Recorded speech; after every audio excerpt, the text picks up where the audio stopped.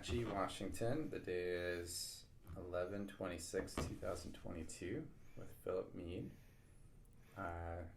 And just going to ask some questions. Okay. So, where were you born and when? So I was born in Green, Iowa.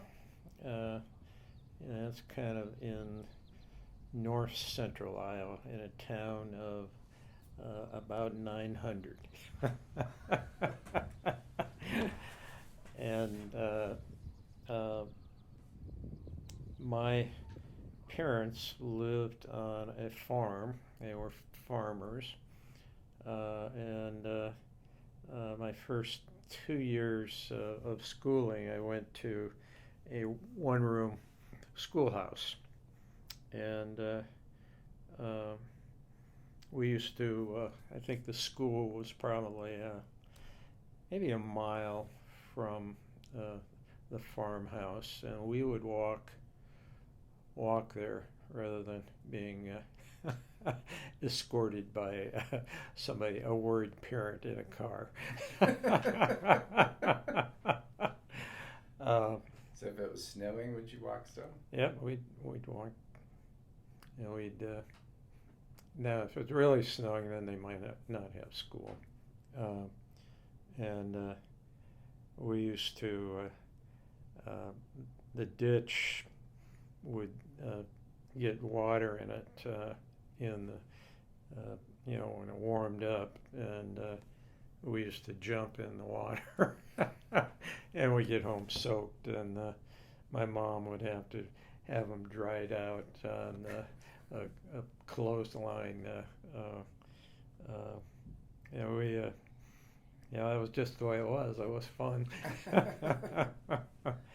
So if it was winter, would she hang clothes outside still, or was it inside? Oh, she had a rack that she could put in the house, and the stove that we had was a combination. You could use wood, or I'm not sure what it was, diesel, or anyway, it was had a gas component, and we used to use corn cobs to light the fire. And we had a old-fashioned phone. It was a party line, and you had a crank that you would crank to ring out your number, and they'd have longs and shorts, and everybody on the line knew what your ring was, and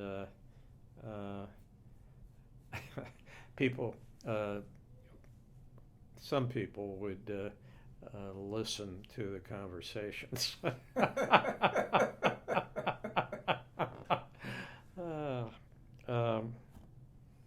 I grew up, I have memories. We had a Shetland pony called Silver, and my dad had horses, and my older brother Mike had a bigger pony, and Stephen, my brother, and myself had Silver, and we were able to, together, we could put the saddle on the pony and get the halter on, and then we'd ride. And one of the memories I had is a boy by the name of Mike Jewell came out with his father to shell corn, and so we were riding the horse, and Steve and I had a lasso, and we threw it over this boy, and we pulled him off the pony. I've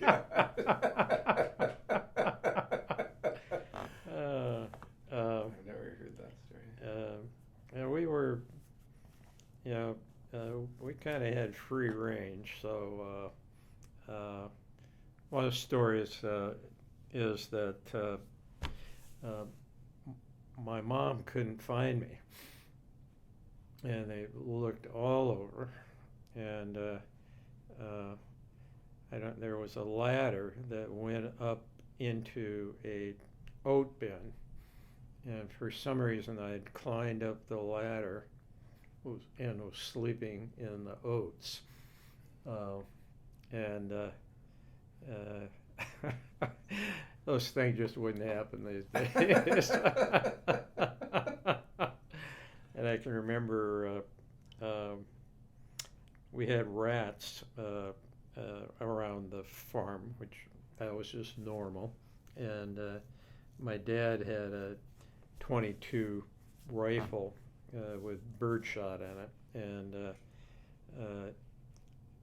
you could see the rats running along the rafters in the basement of the barn, and he was shooting the rats.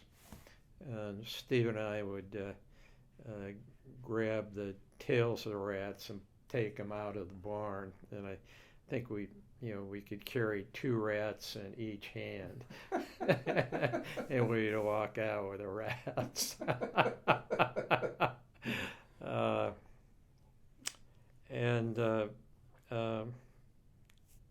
Yeah, it was a happy time. Then my father had a problem with arthritis in his shoulder, and farms at that time were intense work. He had animals, he had pigs, he had feeder cattle for selling for meat, and then he had dairy cattle, and so he had to milk the cows twice a day, and he had crops in the ground, and they grew hay, soybeans, and corn, and we also had chickens. And my mother was out helping with the farm, and then they also hired a hired man to help on the farm. And because of the arthritis, he decided that he was going to go into partnership with his brother, Bob Mead, or Robert Mead, and they started a pharmacy.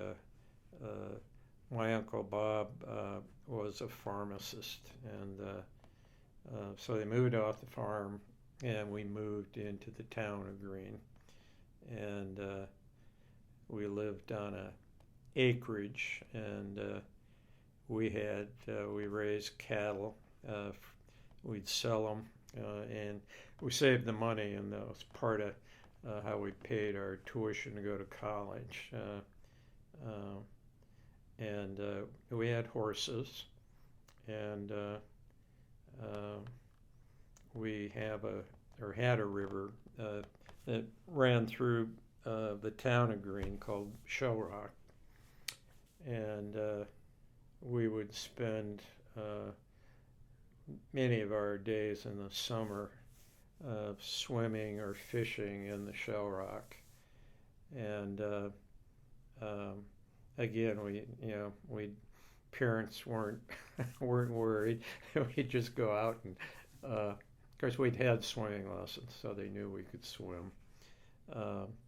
And there was a dam that in the summer the water flow would reduce, and actually we would slide down the dam because it had moss that was growing on the cement, and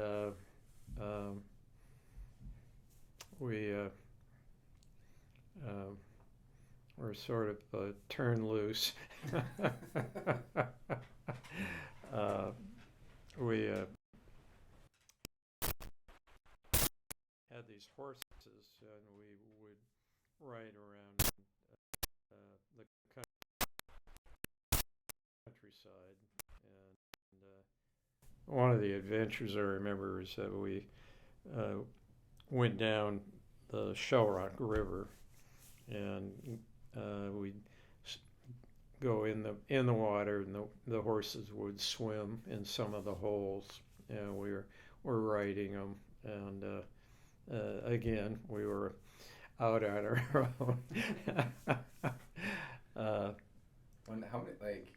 When you were young, did not everybody had cars yet? Like a lot of people had cars, right? But did people still use horses to get around, or is it mostly all cars? It was all cars. Horses were strictly, for pleasure. My dad did have some work horses that he did or had used, but tractors, I think, right after World War II started to be more widely used in the farm community, and so horses became much less important, and so work horses were kind of a novelty basically when I was growing up. Were they Clydesdale?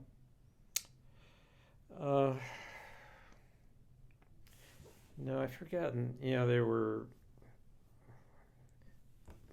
3 or 4 other kinds of, breeds of workhorses. I can't remember what they were, but they weren't.